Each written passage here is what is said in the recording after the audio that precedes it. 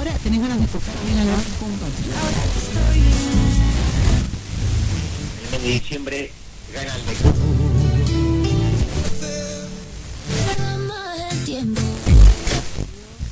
Obvio, Lucila.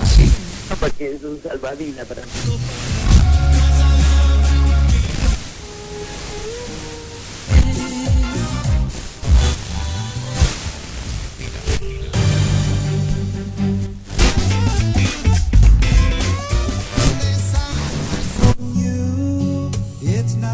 De nuestro Dios.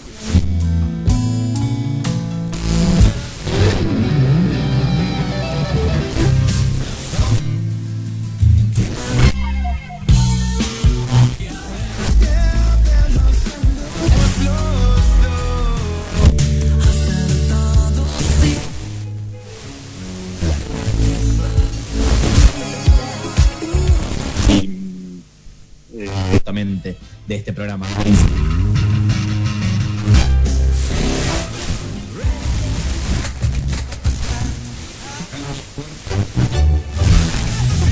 Porque la violencia está dentro de...